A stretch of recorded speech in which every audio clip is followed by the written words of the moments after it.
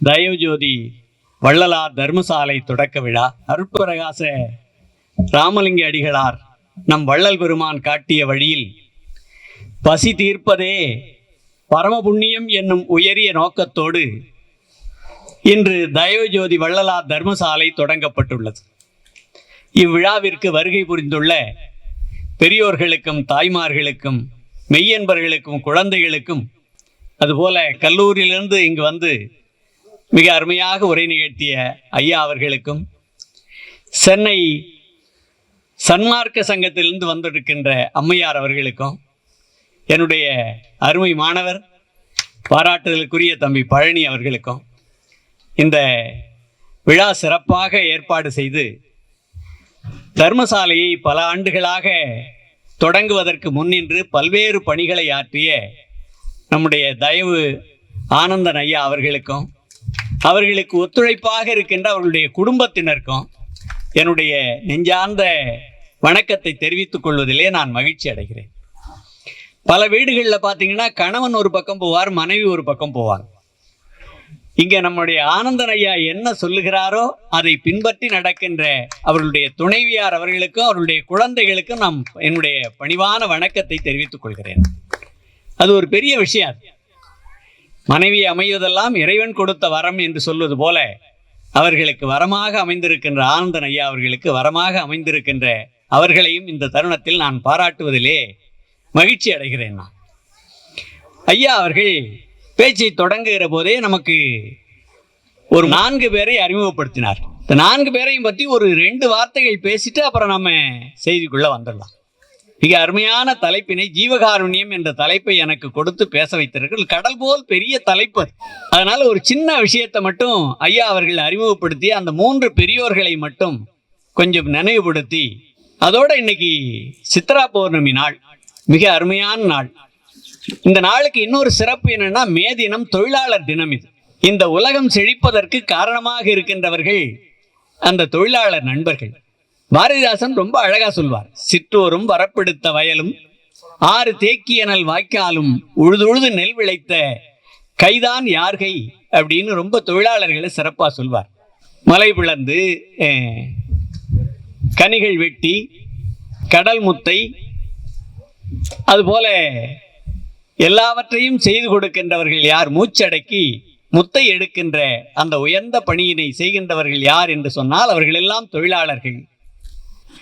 அவர்கள் எப்படி துன்பப்படுகிறார்கள் அப்படிங்கிறதையும் அவர் நினைவுபடுத்துவார். பல பேர் ஒரு சமுதாயத்தில் ஒரு கூட்டம் உண்டு உறங்கி வசதியாக வாழ்கிறது, ஒரு கூட்டம் உழைத்து உழைத்து துன்பப்படுகிறதே என்று எண்ணி அவர் துன்பப்பட்டு சொல்வார் இல்லையா. தினம் உழைக்கின்ற தொழிலாளர்கள் கூலி 4 அணாவை ஏற்பதும் உடல் உழைப்பில்லாத அப்பெல்லாம் 4 அணா, ஒரு அணாவுக்கு 6 பைசா, ஒரு ரூபாய்க்கு 16 அணா.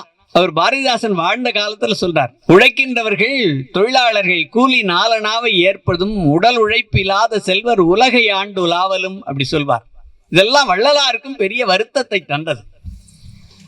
அதனால்தான் அந்த கருத்தையும் நான் நினைவுபடுத்தி பேசுறேன். அப்படிப்பட்ட மே தினம் இன்று அருமையான சித்ரா பௌர்ணமி நாள். இது சித்திரை மாதம் பௌர்ணமி திங்கள், ரொம்ப விசேஷமான நாள். அந்த நாள்ல ஐயா அவர்கள் அன்னதான கூடத்தை தொடங்கி இருக்கிறார்கள். அவர்களுடைய நீண்ட நாள் கனவு அது. அந்த பணி சிறப்போடு அமைவதற்கும் வள்ளல் பெருமான் கருணை மழை பொழிய வேண்டும் என்று இந்த தருணத்திலே வேண்டிக் கொள்கிறேன். ஐயா அவர்கள் 3 பேரை அறிமுகப்படுத்தினார். ஒருத்தர் சிவானந்தர் அப்படின்னு முதல்ல ஒருத்தர் சொன்னார். இந்த சிவானந்தரை பற்றி நாம கொஞ்சம் நினைச்சு பார்க்கணும். நம்முடைய அப்துல் கலாம் ஐயா அவர்களை பற்றியும் சொன்னார். கலாம் ஐயா அவர்கள் சென்னையில் ஐஐடியில் படிச்சுட்டு முதல்ல அவர் விமானம் ஓட்டுகின்ற பயிற்சி பெறுவதற்காக ஒரு நேர்காணல் நடந்தது, டெல்லியில் நடந்தது. அதுக்கு ராமேஸ்வரத்திலேருந்து நம்முடைய மேதகு முன்னாள் குடியரசுத் தலைவர் டாக்டர் அப்துல் கலாம் அவர்கள் அதுக்கு போயிருக்கார், அந்த நேர்காணல் இன்டர்வியூக்கு. அதுல ரொம்ப எதிர்பார்த்து போன நேர்காணல், அது இன்டர்வியூ. அதுல 8 பேரை தேர்வு பண்ணிட்டாங்க. இவர் 9வது ஆளா போயிட்டார். அதனால அந்த பணி கிடைக்காதுன்னு அவருக்கு தெரிஞ்சு போச்சு. அதனால ரொம்ப வருத்தத்தோடு ஹரித்வார் பக்கத்துல அப்படி அந்த கங்கை கரையோரம் அப்படி போயிட்டு இருக்கார். போகும்போது அங்க ஒரு ஆசிரமம் வந்தது. அந்த ஆசிரமத்துக்குள்ள போனார். அங்கே ஒரு அடியார் ஒருத்தர் உட்கார்ந்து குருநாதர் ஒருத்தர் எல்லாருக்கும் ஆசி வழங்கிட்டு இருக்கார். அவர் எப்பவும் 2 பேரை பார்த்து பேசுவார். அன்னைக்கு இவரையும் இன்னொருத்தரையும் கூப்பிட்டு அழைச்சி பேசினார். அப்துல் கலாம் அந்த அடியார் கூட்டத்தோடு போய் உட்கார்ந்த போது அவரை அழைக்கிறார். அந்த குருநாதர் உள்ள போய் பார்க்கிறார். பார்த்த உடனே அவர் கண்டுபிடிச்சிட்டார். உன் முகத்துல ரொம்ப பெரிய சோகக்குறி, துன்பக்குறி இருக்கிறதே, என்ன காரணம் அப்படின்னு சொல்றார். அப்போ அப்துல் கலாம் சொல்றார், 9 பேர் தேர்வு, 8 பேர் தேர்வு, அதில் நான் 9வது ஆளா வந்துட்டேன், எனக்கு அந்த பணி கிடைக்கல, நான் சென்னையிலேருந்து வந்திருக்கிறேன் அப்படின்னு சொன்ன உடனே அவர் முன்னாடி ஒரு கீதை வச்சிருக்கிறார். அந்த கீதையில ஒரு நூல் அந்த பக்கத்தை குறிப்பதற்காக இருக்கிறது. அந்த பக்கத்துல அந்த நூலை எடுக்கிறார். எடுத்தா அதுல இருக்கிற அந்த இதை படிச்சு காட்டுறார், கீதையினுடைய வாசகங்களை. உனக்கு இந்த பணி கிடைக்காமல் தட்டி போகிறது என்றால் இதைவிட இன்னும் உயர்வான பணி உனக்காக காத்திருக்கிறது என்று பொருள். நீ தயங்காமல் முன்னே செல், உனக்கு கிடைக்க வேண்டியது கிடைக்கும் என்று ஆசி கூறி அவரை அனுப்பி வைத்தார். பணி கிடைக்காவிட்டாலும் கூட அந்த அருளாளரின் அந்த வாக்கு அவருக்கு கிடைத்ததை எண்ணி பெருமையோடு திரும்பி வந்தார். அப்புறம்தான் மேன்மேல் அவருக்கு உயர்வு கிடைத்தது. அந்த ஆசி வழங்கியது யார்னா அவர் தான் சிவானந்தர். அவர் சென்ற ஆசிரமம் சிவானந்தர் ஆசிரமம்னு பேர். அதை நம்முடைய அப்துல் கலாம் அவர்கள் தன்னுடைய அக்னி சிறகுகள் நூலில் குறிப்பிட்டிருக்கிறார். அந்த மாதிரி அந்த சிறப்புக்குரிய சிவானந்தரை பற்றி ஐயா சொன்னாங்க. இன்னொருத்தர் நம்முடைய பெருமைக்குரிய பாராட்டுதலுக்குரிய வேதாந்திரி மகரிஷியை பற்றி அவர்கள் சொன்னார்கள். வேதாந்திரி மகரிஷி அவர்களுக்கு என்ன பொருள்னா, செங்கல்பட்டில் வேதாந்திரி மகரிஷி அவர்கள் துன்பத்தோடு திண்ணையில் படுத்திருந்த போது அவருக்கு பக்கத்துல வெள்ளுடை தரித்த ஒரு உருவம் விடியற் காலையில் வந்து உட்கார்ந்துருந்தான் திண்ணையில். அந்த உருவம் தான் அவருக்கு ஆசி கொடுத்து நீ உன் நிலையிலிருந்து மேன்மேலும் உயர்வாய் என்று அவருக்கு அருளியதான் நம்முடைய வேதாந்திரி மகரிஷி அவர்கள் இதை குறிப்பிடுறார். பொள்ளாச்சி மகாலிங்கம் தன்னுடைய நூல்ல இந்த குறிப்பை பத்தி எழுதியிருக்கிறார். அந்த வெள்ளுடை தரித்த உருவம் அவருக்கு வேதாந்திரி மகரிஷி அவர்களுக்கு, அப்பெல்லாம் வேதாந்திரி மகரிஷியில சாதாரண மனிதரா இருந்தவர், அவருக்கு காட்சி கொடுத்தது யாருன்னா நம்முடைய வள்ளல் பெருமான் என்று குறிப்பிடுகிறார். அது மாதிரி பெருமைக்குரியர் வேதாந்திரி மகரிஷியை பற்றி ஏன் சொல்லணும்னா, எளிய முறையில் பயிற்சிகளை சொல்லிக் கொடுத்து தியான முறைகளையும் சொல்லிக் கொடுத்து இந்த சமுதாய உயர்வுக்கு வழிகாட்டியவர்கள்ல வேதாந்திரி மகரிஷி, நம்முடைய ஆசிரியர் நரசிம்மன் ஐயா போன்றவர்கள்லாம் அங்க பொள்ளாச்சி போய் பயிற்சி பெற்று வந்தவர்கள் அவர். அதனால அவர்களை பற்றி அவர் நினைவுபடுத்தினார்கள். இன்னொருத்தர் பாலம் கல்யாண சுந்தரனார் பற்றி சொன்னாங்க. மிக உயர்ந்த மனிதர் அவர். அவரை பத்தி ஒரு சின்ன நிகழ்ச்சியை மட்டும் சொல்லிட்டு நாம இதுக்குள்ள வந்துடலாம். நம்ம எங்கேயோ வெளியிலேயே போயிட்டு இருக்க கூடாது. பாலம் கல்யாண் அவர் யாருன்னு சொன்னா, நம்முடைய தமிழ்நாட்டினுடைய முன்னாள் முதலமைச்சர் பெருந்தலைவர் கர்ம வீரர் காமராசர் அப்ப முதலமைச்சராக இருந்தார். காங்கிரஸ் கட்சியினுடைய தலைவரும் கூட அவர் வந்து கர்நாடக மாநிலத்துக்கு போறார். கர்நாடக மாநிலத்தில் மிகப்பெரிய ஆளுமை நிஜலிங்கப்பா, அவர் முதலமைச்சர். 2 பேரும் ஒரு இடத்துக்கு ஒரு கூட்டத்துக்காக போக வேண்டியிருக்கு. அதனால கார்ல வந்து கர்நாடக முதலமைச்சர் அந்த நிஜலிங்கப்பாவும் கர்ம வீரர் காமராசரும் பின்னாடி உட்கார்ந்துருக்காங்க. நம்முடைய காமராசருக்கு கன்னடம் தெரியாது. அதனால மொழிபெயர்ப்புக்காக ஒருத்தரை அடிச்சுட்டு உட்கார்ந்துருப்பாங்க. அவர் முன்னாடி இருக்கிறார். அப்படி முன்னாடி உட்கார்ந்து மொழிபெயர்ப்புக்காக வந்தவர் யாருன்னா நம்முடைய போற்றுதலுக்குரிய பாலம் கல்யாண சுந்தரனா. 2 பேரும் பேசிக்கிறாங்க. நிஜலிங்கப்பா அவர்களும் கர்நாடக கர்ம வீரர் காமராசர் அவர்களும். அப்படி வண்டி போயிட்டு இருக்க, அங்க ஒரு பெரிய ஏரி ஒண்ணு தெரியுது. காமராஜருக்கு இதெல்லாம் பெரிய ஆர்வம். ஏன்னா தமிழ்நாட்டுல எந்த இடத்துல எந்த ஏரி, எந்த குளங்கள் எங்கெங்க இருக்கு, எந்த ஆறு எங்க இருக்கு, எங்க அணை கட்டினால் அந்த தண்ணீர் எவ்வளவு ஏக்கரா நிலங்களுக்கு பாசனம் செய்து பயிர் செழிக்கும் என்பதை மனப்பாடமா வச்சிருக்க. அவருக்கு மேப்பெல்லாம் தேவையில்லை. பொறியாளர்கள் அவரே சொல்லுவாங்க. அவரே தமிழ்நாடு வரைபடம், இந்திய வரைபடம் என்று சொல்வார். அப்படிப்பட்ட பெருமைக்குரிய அவர் எந்த கல்லூரியிலையும் போய் படிக்கல. ஆனால் இந்த தமிழ்நாட்டினுடைய வரைபடம் மனக்கண் முன்னால் அப்படியே தெரிகின்ற அந்த பெருமைக்குரியவர் அவர். அவர் கேட்கிறார், இந்த ஏரி இருக்க, இது எங்க இந்த தண்ணி வருதுன்னு கேட்கிறார். நிஜலிங்கப்பாவுக்கு தெரியல. சரி, இதுல எந்த ஆற்றுல இருந்து தண்ணீர் வருது, இதுல இருந்து எவ்வளவு ஏக்கரா பயிருக்கு பாசனத்துக்காக தண்ணீர் போகுது, காமராசர் கேட்கிறார். தெரியல. தெரியலன்னு உடனே காமராசர் கோபம் வந்துருச்சு. அவர் ஒரு வார்த்தை சொல்றார். அது அந்த திருநெல்வேலி பக்கத்துல நம்மெல்லாம் அதை வேற மாதிரி சொல்லுவோம். மோதி, இது கூட தெரியாம நீ எதுக்கு முதலமைச்சரா இருக்க? எவ்வளவு கோபம் பாருங்க. அவரு அந்த மொழிபெயர்ப்பாளர் பாலம் கல்யாண சுந்தரனார் திகைச்சு போறார். ஏன்னா முதலமைச்சர் என்ற வார்த்தையை சொல்ல முடியுமா?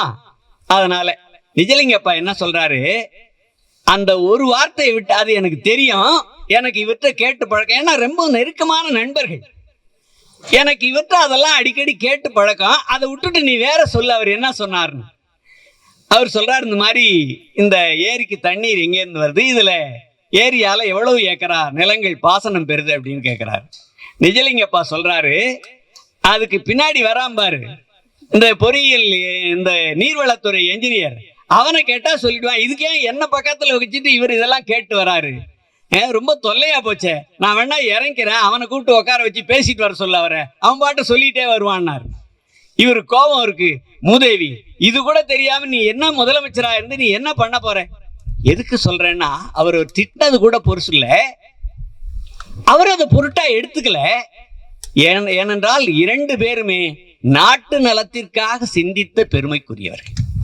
இந்த நாட்டினுடைய நிலங்கள் வளம் பெற்றால் எவ்வளவு பயிர் விளையும், எவ்வளவு உணவு உற்பத்தி ஆகும், அது எவ்வளவு மக்களுக்கு பயன் தரும் என்று சிந்தித்த பெருமைக்குரியவர்கள்.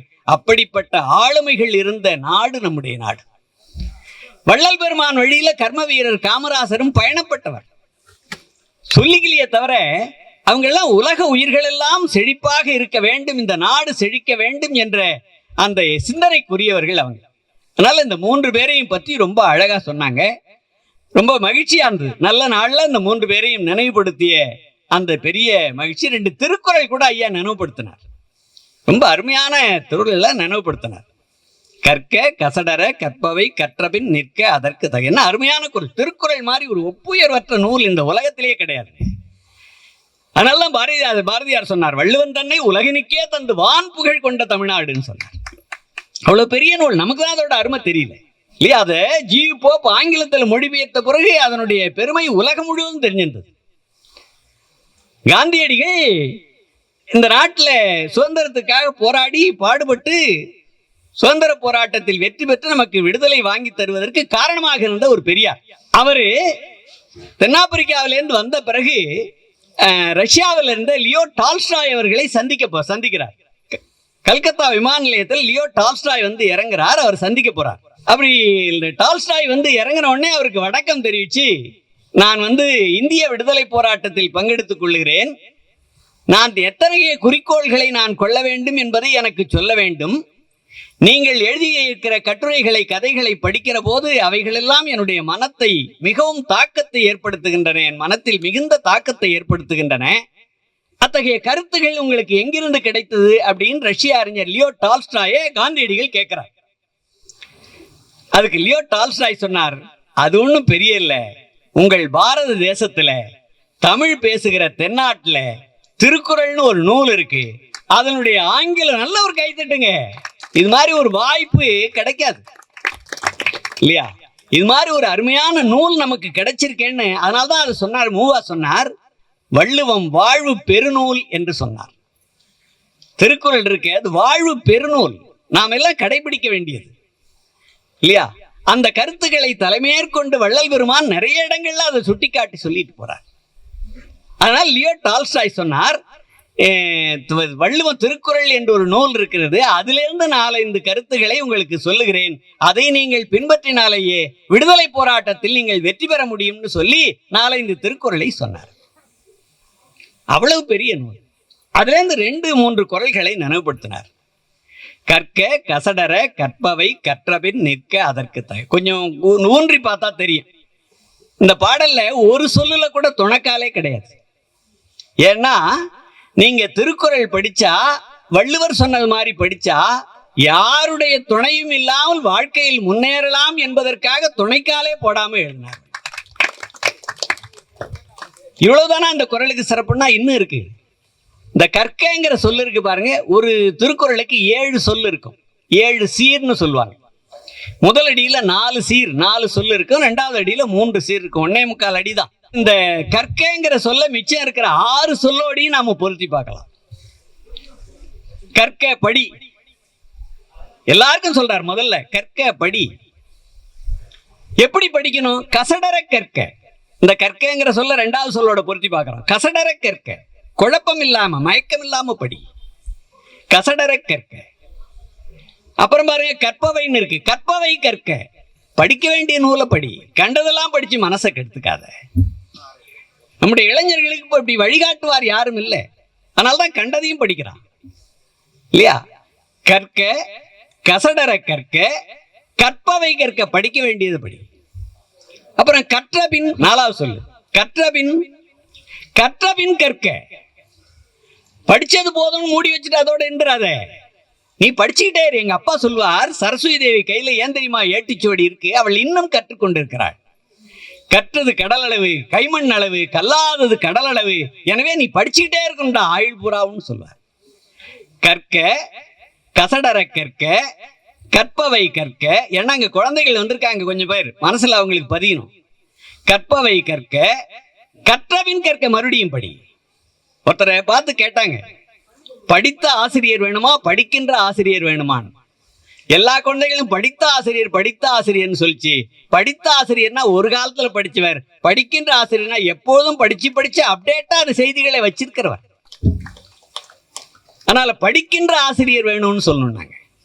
கற்க, கசடர கற்க, கற்பவை கற்க, கற்றபின் கற்க, நிற்க கற்க. அடுத்தது நிற்கங்கிற சொல், நிற்க கற்க, கற்ற வழியில் நடக்கணும். இப்ப நம்ம குழந்தைகள் எல்லாரும் படிக்குது, ஆனா படிப்பு வேற வாழ்க்கை வேறன்னு இருக்கு. பொய் சொல்லக்கூடாதுன்னு படிச்சா அது வாழ்க்கையில ஒரு குறளையாவது பின்பற்றணும்ல. அரசியல்வாதிகள் மாதிரி மேடை ஏறினா பேசிக்கிட்டே இருக்கலாம்ல. பொய்யா சொல்லிட்டு மக்களை ஏமாத்துறானே, என் மக்களுக்கு அது உண்மை எது பொய் எதுன்னு கூட தெரிய மாட்டேங்குதே.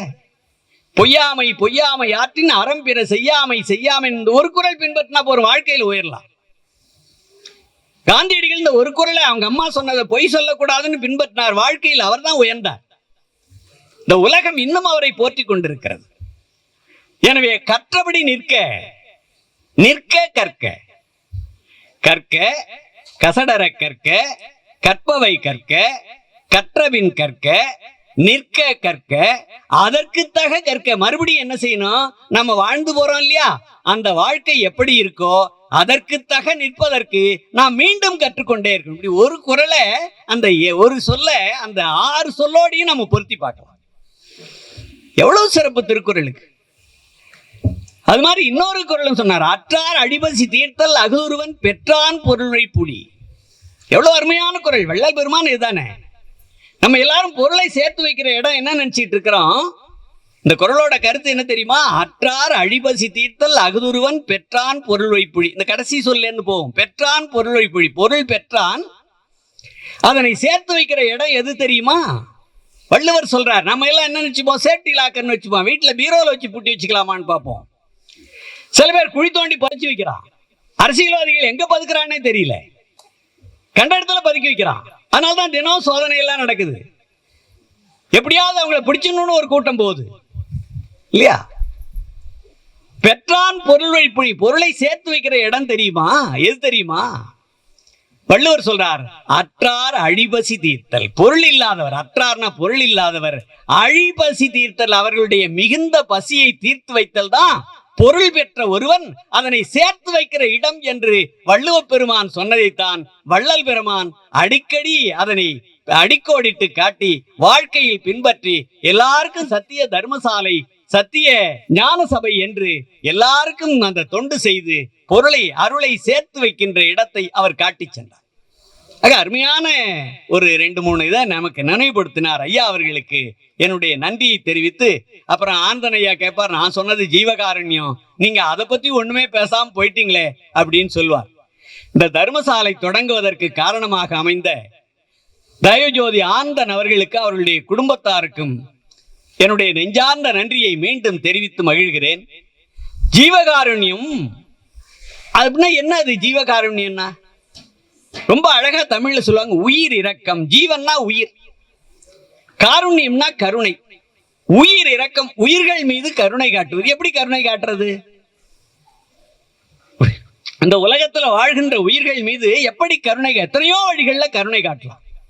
வள்ளல் பெருமான் நமக்கு காட்டி தந்த அற்புதமான வழிகள் இருக்கிறதே, அதுதான் இந்த வழிகளை அனைவரும் பின்பற்றினால் அதுதான் வாழ்க்கையில நமக்கு இந்த உலகத்துல போர் இருக்காது, பூசல் வராது, உயர்ந்தோர் தாழ்ந்தோர் என்ற வேறுபாடு கிடையாது, எல்லாரையும் சமமா மதிக்கிறது. எவ்வளவு பெரியது! ரொம்ப அருமையா சொல்வார். எத்துணையும் பேதமுறாது எவ்வுயிரும் தம்முயிர் போல் எண்ணி ஒத்துரிமை உடையவராய் உவக்கின்றார் யாவர் அவர் உளந்தான் சுத்த சித்துருவாய் எம்பெருமான் நடம்புரியும் இடம் என நான் தெரிந்தேன். அந்த வித்தகர்தம் அடிக்கு ஏவல் புரிந்திட என் சிந்தை மிக விளைந்ததாலோம்பர். என் சிந்தை மிக விளைந்த என் மனம் என்னத்தை தெரியுமா விரும்புது? எத்துணையும் பேதமுறாது.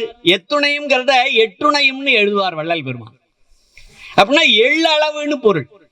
இந்த உலகத்துல வாழ்கின்ற உயிர்களின் மீது எள்ளளவு கூட வேறுபாடு கருதாமல் எவர் எல்லா உயிர்களையும் ஒன்று என்று எண்ணுகிறாரோ அவருடைய திருவடிகளில், அவருடைய மனத்தில் தான் இறைவன் நடனம் புரிகின்றான்.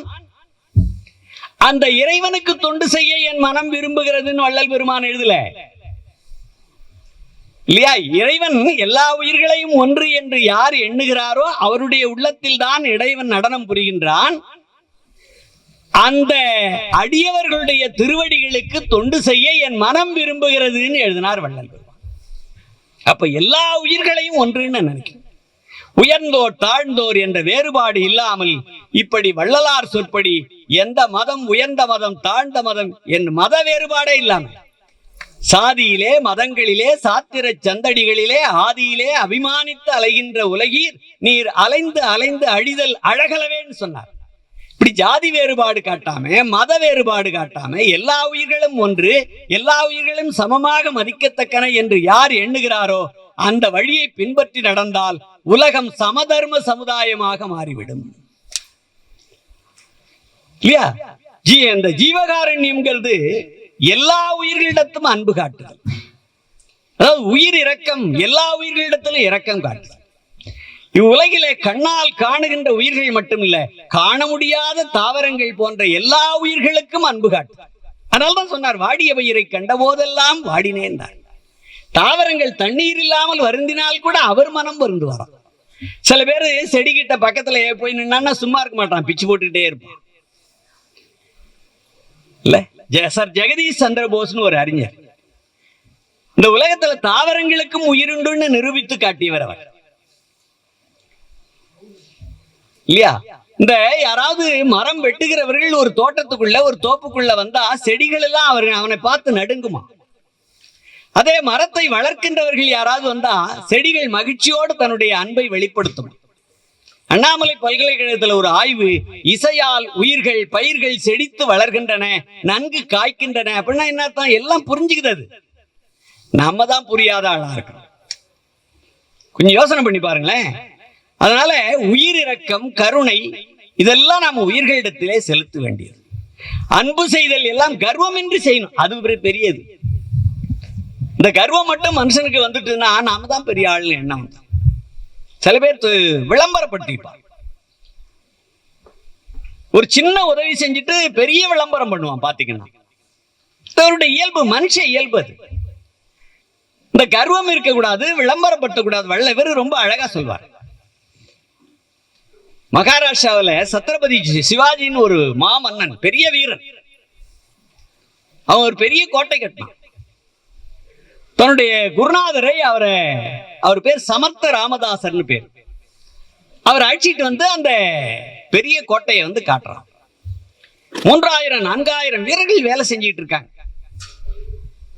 அந்த கோட்டையை சுத்தி காட்டுறான். இவ்வளவு பேரா வேலை செய்யறாங்க அப்படின்னு கேட்ட உடனே அவனுக்கு ஒரு கர்வம் வந்து, அம்மா இவ்வளவு பேருக்கு உணவளித்து நான் தான் பாதுகாக்கிறேங்கிற எண்ணம் மனசுல வந்துச்சு. ஒரு குரு இல்லையா, ராமதாசர் அது புரிஞ்சுக்கிட்டார்.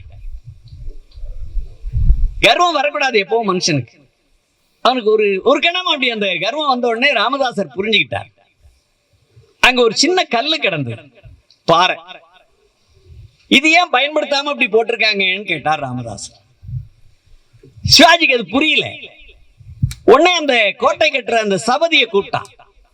அவங்களுக்கு கல் வேலை செய்கின்றவர்கள் சபதின்னு பேர், கற்சிலை வடிக்கின்ற அந்த பெரியோர்கள். ரொம்ப அற்புதமா செய்யற ஆளுங்கள்லாம் இருக்கு.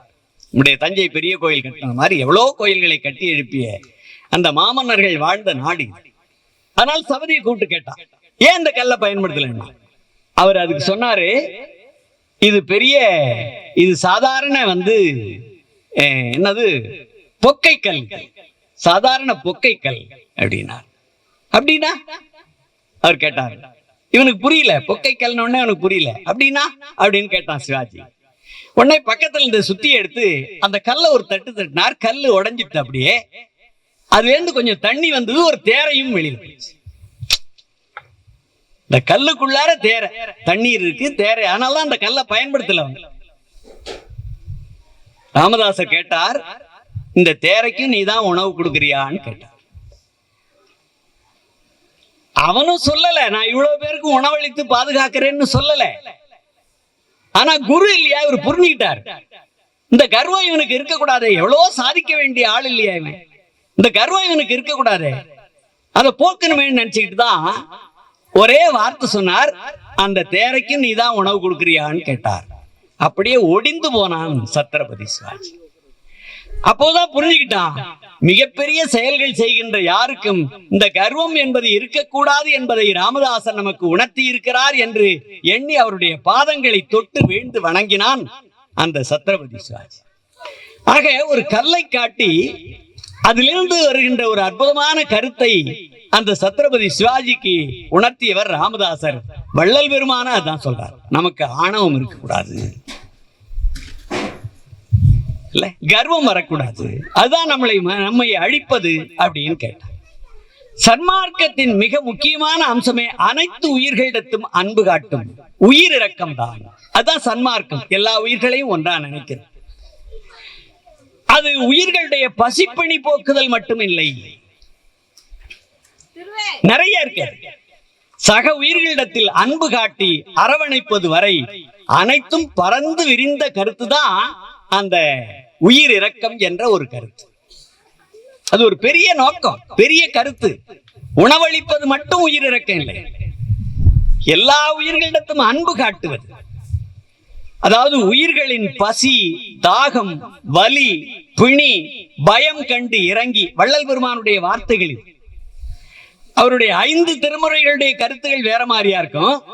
6ஆம் திருமுறைகளுடைய கருத்து வேற மாதிரியா இருக்கு. நாம இதை படிச்சிட்டோம்னா, இதை உள்வாங்கிட்டோம்னா 5 திருமுறைகளையும் கொஞ்சம் மெதுவா கூட படிக்கலாம். 6ஆம் திருமுறையில அவ்வளவு கருத்து சரி. வள்ளல் பெருமான் இன்னொரு வழிகாட்டியவர், உரைநடை இயக்கத்தை தோற்றுவித்த பெருமைக்குரியவர் என்று கூட அவரை சொல்லலாம். அவ்வளவு சிறப்புக்குரியவர். உரைநடையில அற்புதமான கருத்துகள். அதனால அவர் சொல்றார், அதாவது உயிர்களின் பசி, தாகம், வலி, பிணி, பயம் கண்டு இறங்கி அதற்கு உதவி செய்தலே உயிர் இரக்கமாகும். அதாவது முதியோர்கள், அனாதைகள், ஏழைகள் ஆகியோருக்கு உதவுதல், மருந்தளித்தல், ஆடைகள் வழங்குதல் போன்ற அனைத்தும் உயிரிழக்கத்தின் பார்ப்படும். நம் வள்ளல் பெருமான் ஜீவகாருண்ய ஒழுக்கம்னு ஒரு நூலே எழுதினார். அதை ஒரு தடவை படிச்சு பார்த்தா நமக்கு வேற எந்த நூலும் படிக்க வேணாம், அவ்வளவு கருத்து செறிவு மிகுந்தது. எல்லா மனிதர்களிடத்தும் இயல்பாக அந்த உயிரிறக்கம் உண்டு. அது என்னன்னா, சில சமயத்துல நம்ம இப்போ சாதாரண நிலத்துல ஒரு 10 அடி 20 அடி தோண்டா நீர் பெருகும். இன்னும் கொஞ்சம் கடினமான நிலம் இருந்துன்னு வச்சுங்களேன், 50 அடி 100 அடி போகணும். மலைப்பாங்குன்னு வச்சுங்களேன், 500 அடி கூட உடைக்க வேண்டியிருக்கு மலையை பிளந்து. அப்படிதான் சில மனிதர்களுடைய மனிதத்தன்மை, இந்த உயிர் இறக்கம் முன்னாடியே மேலேயே இருக்கும், உடனே உதவி செய்வான். சில பேருக்கு 500 அடி போற பாறை மாதிரி அது வெளியில வர்றது ரொம்ப கஷ்டம். நம்முடைய ஆனந்தனியாவுக்கெல்லாம் சீக்கிரம் வந்துச்சு. அதனால உயிர் இறக்கத்தை பயன்படுத்தணும், மக்களுக்கு உதவி செய்யணும். வள்ளல் பெருமானுடைய பசி நோயை சொன்னது போல பசி நோயை தீர்க்கணும்னு இந்த தர்மசாலையை அமைச்சிட்டார், அன்னதான கூடத்தை. அவருக்கு சீக்கிரம் வந்துச்சு. அவருக்கு ஒரு 5 அடியிலேயே இருக்கு கருணை, உயிர் இரக்கம். சில பேருக்கு 500 அடி தோண்டணும். ஒரு சின்ன உதாரணம் சொன்னா தெரியும். நம்முடைய தென்கட்சி சுவாமிநாதன் என்ற ஒரு அறிஞர், நீங்க இன்னொரு தகவல்னு தொலைக்காட்சியெல்லாம் நிறைய ரேடியோவில் தொலைக்காட்சியில் நிறைய உரையாற்றிய பெருமைக்குரியவர், மிகச்சிறந்த அன்பர். எந்த ஒரு நிகழ்ச்சிக்கும் ஒரு பைசா கூட வாங்க மாட்டார். அப்படியே யாராவது வற்புறுத்தி கொடுத்தா ஏதாவது ஒரு அமைப்புக்கு அந்த துன்பப்படுகின்ற அவங்களுக்கு படிப்பு செலவுக்கு அவங்களுக்கு அனுப்பி வச்சிருங்கன்னு சொல்லக்கூடிய பெருமைக்குரிய சாகர வரையில் அப்படியே செஞ்சார். ஒரு கைத்தட்டல் கொடுங்க. இல்ல நாமெல்லாம் படத்தை பார்த்த உடனே வாங்கி வச்சுப்போம். பணம் பார்த்தாலே சில பேருக்கு கொடுத்தோம், எப்படியாவது அதை எடுத்துட்டு போயிடலாமான்னு நினைப்போம். எப்படி பணத்தை அவங்ககிட்ட இருந்து வாங்குறதுன்னு பல பேர் கனவா இருக்கும். ஆனா அவர் எப்படி கிடையாது, வேணாம்ப்பா அப்படின்னு. அவரோடு பல ஆண்டுகள் பயணப்பட்டவர் என்னுடைய அருமை நண்பர், தொலைக்காட்சியெல்லாம் அடிக்கடி வேற புலவர் ராமலிங்கம். அவர் சொல்வார், நான் அவரும் ஈரோடு போன்ற வெளியூர்களுக்கெல்லாம் போய் பேசுகிற போது வழியில் இது மாதிரி பேசிட்டே வருவார். ஐயா, அந்த பணத்தை வாங்கி அவனையே அனுப்ப சொல்றீங்களே, அவன் அனுப்பலன்னா என்ன செய்யறதுன்னா, அட அவனோட பிச்சைக்காரன் போயேன் அப்படின்ட்டு போவார். எளிமையா நினைச்சு அது போய் சேர்ந்துதான் அதெல்லாம் கேட்க மாட்டார். சேரணும், அவருக்கு அனுப்பு அவங்கள அனுப்பிச்சிடுவாங்க. பெரும்பாலும் அவற்றை யாரும் அந்த மாதிரி எல்லாம் நடந்துக்கிறது இல்லை. அவர் தான் ஒரு கதை சொன்னார். கதையில ஒரு நிகழ்ச்சி, அதன் மூலமா ஒரு கருத்தை உணர்த்துறார். ஒரு பெரிய அடமழை பொழிஞ்சிட்டு இருக்கு, ரொம்ப கொட்டுது மழை. இப்படி மழை கொட்டும் போது ஒருத்தர் ஒடியார, அங்க வரிசையா 2-3 ஆட்டோ தான் நிக்குது, மத்தவெல்லாம் போயிட்டான். இந்த மழையை பயன்படுத்தி அதிகமா காசு சம்பாதிக்கலாமான்னு பாக்குற ஒரு சிலர் மட்டும் இருந்துகிட்டு இருந்தான்.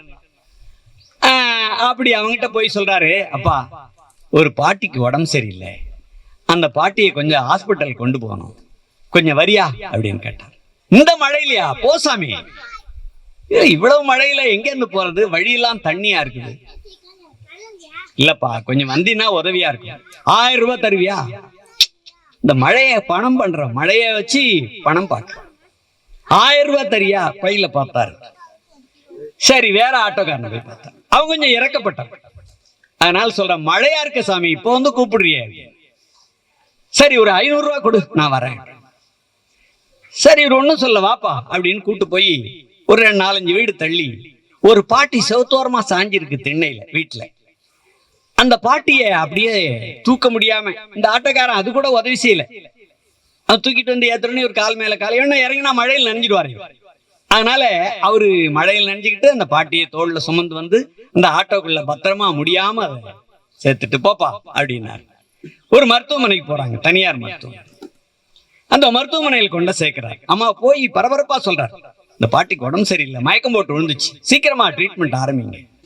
டாக்டர் வந்து பல்ஸ் பாக்குறாரு, பல்ஸ் இருக்கு, மயக்கம் தான், ஒரு ஊசி போட்டுட்டு ட்ரிப்ஸ் போடுங்கன்னு சொல்லிட்டாரு. இந்த ஆட்டோக்காரர் பார்த்துக்கிட்டே இருக்காங்க, இதெல்லாம் வெளியில் நின்றுட்டு.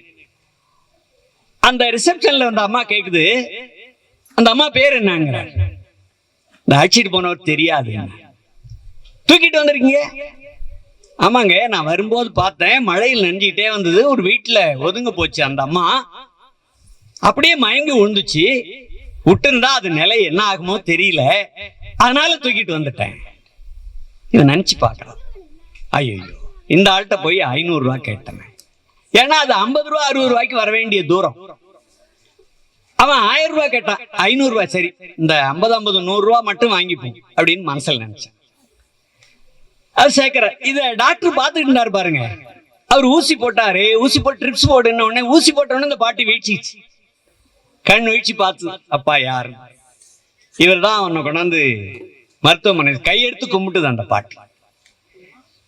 நான் எங்க பேத்திய பாக்கிறதுக்காக வந்தேன், மழையில எனக்கு தாங்கல, அப்படி இன்னும் 2 வீடு தள்ளி போகணும், அது நுழையறதுக்குள்ள எனக்கு மயக்கம் வந்துச்சு, பரவாயில்ல நீ கொண்டு வந்து என் உயிரை காப்பாத்தினிய ராசா அப்படின்னு அந்த பாட்டி. சரி மயக்கம் தெளிச்சு அந்த பாட்டியை சொல்லிச்சு, ட்ரிப்ஸ் எல்லாம் வேணாம், எனக்கு இன்னும் சரியா போடும். சரின்னு மறுபடியும் அந்த பாட்டியை கை தாங்கல அழைச்சிட்டு வந்து அந்த ஆட்டோவில் ஏத்தி அப்படி கொண்டாந்து வீட்டுல விட்டுட்டு, பாட்டி இன்மை நீ போ பாட்டி அப்படின்னு எந்த வீடுன்னு காட்டி வீட்டுல இறக்கி விட்டு, கதை தட்டி கூட சொல்ல, நீ போ பாட்டி இன்மை அப்படின்னு சொல்லிட்டு இவர் பையில இருந்து 500 ரூபாய் எடுத்து கொடுத்தாரு. அந்த ஆட்டோக்காரன் வேணாம், சொல்ற வார்த்தை பாருங்க, வேணாம். ஏன்பா நீ கேட்ட 500 ரூபாய் தான் நான் தரேன், நான் ஒன்னும் குறைக்கலையே, வேணாம், இன்னொரு 100 ரூபாய் சேர்த்து தட்டுமா, வேணாங்கிறல்ல அப்படிங்க. ஏன்பா நான் ஒன்னும் குறைச்சு சொல்லியே, உன்னை தப்பா சொல்லியே. அவன் ஒரு வார்த்தை சொன்னான் பாருங்க, நானும் மனுஷன் தான்யா, இந்த கல்லுக்குள்ள இருக்கிற ஈரம் அது வெளியில வர்றதுக்கு ரொம்ப நேரம் ஆயிடுச்சு. நான் அதான் சொன்னேன், ஆனந்தனியாவுக்கு பழனிக்கெல்லாம் வீரம் கொஞ்சம் தண்ணி முன்னாலேயே இருக்கிற மாதிரி கருணை முன்னாடியே இருக்கு. அதனால சீக்கிரம் உதவி செய்யறாங்க எல்லாருக்கும். அது கல்லுக்குள் ஈரம், அது புலந்துக்கிட்டு வெளியில வர்றதுக்கு நேரம். அதுதான் சொல்றாரு வள்ளல பெருமான். அதனால நாம் காணும் மனுஷர்கள் எப்படி இருக்கிறார்கள் என்பதை விளக்குவதற்காக இந்த காட்சி சொன்னேன். இந்த நிகழ்ச்சியை சொல்லிட்டு தென்கட்சி சாமிநாதன் சொல்வார், அன்பு என்பது பிறப்பினாலோ, வள்ளல் பெருமான இதே வார்த்தைகளை பயன்படுத்துறார், பிறப்பினாலோ இரத்த சம்பந்தத்தாலோ வருவதில்லை. அது மனதில் ஊற்றெடுத்து வரும் ஒரு உணர்வு. அந்த அன்பு ஊற்றி பெருகினால் இந்த உலகத்தில் துன்பம் என்பது ஏற்படாது. வள்ளல் பெருமானுடைய வார்த்தை எவ்வளவு பெரிய இது பாருங்க. இந்த உலகம் இன்னும் உயிரோடு இருப்பதற்கு காரணம் என்னன்னு புறநானூற்றுல ஒரு கவிஞன் சொன்னான். இந்த உலகம் ஏன் தெரியுமா இன்னும் அழியாமல் இருக்கிறது, இல்லாட்டி மண்ணில் புகுந்து மாய்ந்து விடும்னு திருவள்ளுவர் சொன்னார். மண் புக்கு மாய்வது மண் அப்படின்னு சொன்னார் திருவள்ளுவர். அந்த புறநானூற்று புலவன் அவர் ஒரு பெரிய கவிஞன், மன்னனும் கூட. கடலுள் மாய்ந்த இளம்பெருவழுதியின் பேர் அவனுக்கு இல்லையா. அவன் சொன்னா, இந்த உலகம் அழியாமல் இருப்பதற்கு காரணம் பிறர்க்கென முயலுனர் உண்மையானே உண்டாலம்மை உலகம், தனக்கென முயலா நோன்றாள் பிறர்க்கென முயலுனர் உண்மையானே இந்த உலகம் உண்டால் அம்மை உலகம்னு முடிச்சான். இந்த உலகம் ஏன் தெரியுமா அழியாமல் இருக்கு, தனக்கென்று வாழாதவர்கள் பிறர்க்காக வாழ்கின்றவர்கள் இருப்பதால் தான் இந்த உலகம் இன்னும் அழியாமல் இருக்கிறது என்று முடிச்சாங்க. அதுதான் திருவள்ளுவர் சொல்றார், அன்பின் வழியது உயிர்நிலை, அகுதிலார்க்கு என்புதோல் போர்த்த உடம்பு. இந்த ஒரு குரல் போதும். இந்த உலகம் ஏன் தெரியுமா அழியாமல் இருக்கு, இந்த உலகத்தில் ஏன் தெரியுமா உயிர்கள் இன்னும் நிலைத்திருக்கின்றன, அன்பின் வழியது உயிர்நிலை. அன்பின் வழிபட்டதால் தான் இந்த உலகம் நிலைத்து நிற்கிறது. அது இல்லாவிட்டா என்னன்னா, அது சரி, சில பேர்ட்ட அன்பே இல்லையே, எல்லாம் பணத்தையே பாக்குறானே, பொருளை வச்சே பாக்குறானே, எவ்வளவு குற்றங்கள் செய்யறான், கொஞ்சம் கூட யோசிக்காம கொலை செய்யறானே, உயிர்களை கொன்று சாப்பிடுறானே அப்படின்னா அவனுக்கெல்லாம் என்பு தோல் போர்த்த உடம்பு. அவனுக்கு மட்டும் அன்பு உள்ளத்தில் இல்லை, எலும்பை தோலால் போர்த்திய வெற்று உடம்பு அவன் உடம்புன்னு சொல்றார் வள்ளுவர். அதனால்தான் சொன்னாங்க, அன்பு என்பது ஒன்றின் தன்மை அமரரும் அறிந்ததில்லை. அன்பினுடைய வழியை பத்தி இந்த உலகத்துல தேவர்களுக்கு கூட முழுசா புரிஞ்சுக்கலையா இல்லையா. நம்முடைய கல்கத்தாவில ஒரு சின்ன சின்ன நிகழ்ச்சிகளை வச்சுக்கிட்டு சொன்னா, வெறும் வள்ளலாரியே சொன்னா, ஐயா சொன்ன மாதிரி கொஞ்சம் சொற்சோறு வந்துடக்கூடாதுன்னு தான் கொஞ்சம் வெளியில போயிட்டு வரேன். தப்பா எடுத்துக்காதீங்க. நான் வள்ளல் பெருமானுடைய முழு கருத்தையும் சொல்வதற்கு தான் அங்க வந்திருக்கேன். ஆனா அது ஒரு பெரிய கடல், நான் கொஞ்சம் கொஞ்சம் தான் அதுல இருந்து சொல்ல முடியும். பெரிய கடலை முகந்து கொடுப்பதற்கு நான் அவ்வளவு பெரிய ஆள் இல்லை, முடியாது. அது அவ்வளவு செய்தி. கல்கத்தாவில ஒரு வீதியில ஒரு காளி கோயில் அர்ச்சகர் போயிட்டு இருந்தார். அந்த காளி கோயிலால் தான் கல்கத்தானே பேர் இருந்து, காளிக்கட் அப்படின்னு பேர். அது அப்படிதான் கொஞ்சம் கொஞ்சமா மாறி அது காளி கோயில்னாலதான் அந்த கல்கத்தான்னு ஆச்சு. இந்த காளி கோயில் உருவம் பாத்தீங்கன்னா அப்படி நாக்கு அப்படி தொங்கி பெருசா இருக்கும், பாத்தீங்கன்னா பெரிய உருவம். ஆனா நிறைய பேர் வழிபடுவாங்க. அவர் வீதியில போயிட்டு இருக்கும் போது ஒரு நாள் மயக்கம் போட்டு விழுந்துட்டார்.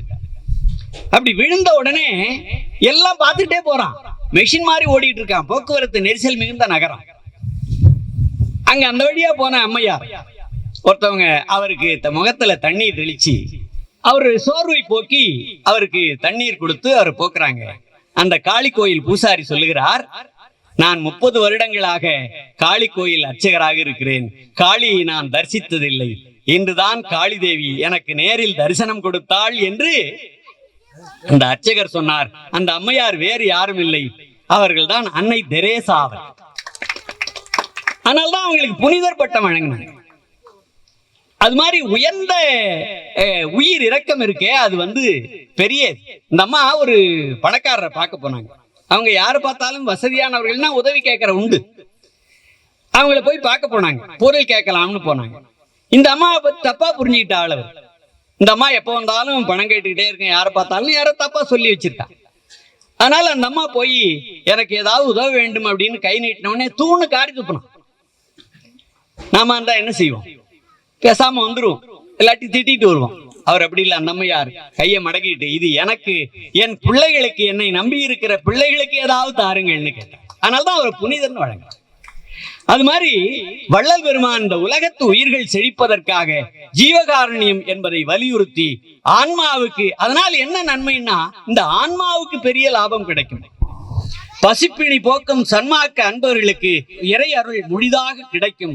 ஜீவகாருண்யத்தை வாழ்க்கையில் பின்பற்றுகிற ஒவ்வொரு செயலிலும் பின்பற்றுவதன் மூலம் சக உயிர்களிடம் இறைவனை காண முடியும் அப்படின்னு சொல்ற. ஜீவகாருண்யத்தை நாம் பின்பற்றினால் சக உயிர்களிடத்தில் நாம் உதவி செய்தால் இறைவனை காண முடியும். அதனால்தான் எளிதா நம்முடைய அண்ணா சொன்னார், ஏழையின் சிரிப்பில் இறைவனை காண்போம்னு சொன்னார். அண்மையில நம் பாரத பிரதமர் சத்யநாராயணா கோயில்னு ஒண்ணு தொடங்கி வச்சார் வடநாட்டுல. அந்த சத்யநாராயணாவுக்கு என்ன சிறப்புன்னா, அவர் தன்னுடைய குருநாதர்கிட்ட போய் கேட்டுக்கிட்டார், வணங்கினார். வணங்கிட்டு கேட்டுக்கிட்டார் அவற்றை, இந்த குரு கிட்ட உனக்கு என்ன வேணும்னு கேட்டார் குரு. நாம என்ன, எனக்கு பொண்ணை கொடு பொருளை கொடு என்னென்ன கேட்போம், நமக்கு தனக்கு வேண்டியதெல்லாம் கேட்போம்ல. அவர் என்ன சொன்னார் தெரியுமா? இந்த உலகத்துல இருக்கிற மக்கள் படுகின்ற துன்பங்களுக்கு காரணமாகிய கர்ம வினைகளை எனக்கு கொடுத்து விடுங்கள், அவர்கள் செழிப்பாக இருக்கட்டும் என்று அந்த சத்தியம். ஆனால்தான் அவர் கோயில் கட்டினாங்க வடநாட்டுல.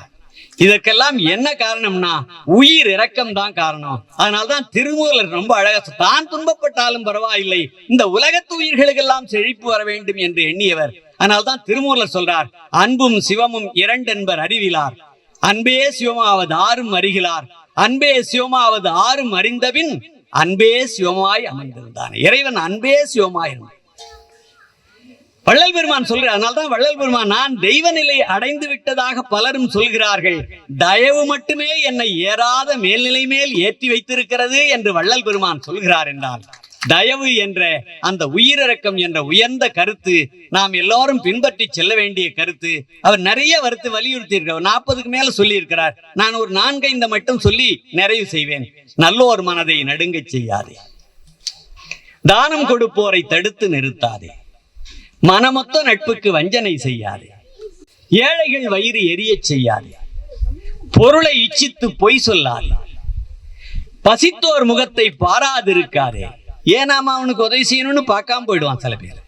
இறப்போர்க்கு பிச்சை இல்லை என்னாதே, குருவை வணங்க கூசி நிற்காதே, வெயிலுக்கு ஒதுங்கும் விருட்சம் அழிக்காதே, மரங்களை உயிர்களை வெட்டாதே, பயிர்கள் தந்தை தாய் மொழியை தள்ளி நடக்காதே என்று அற்புதமான ஏராளமான கருத்துக்களை சொல்லி உயிரிறக்கத்தை நாம் உணர்வதற்காக விட்டு சென்ற வள்ளல் பெருமானுடைய திருவடிகளை வணங்குவோம்.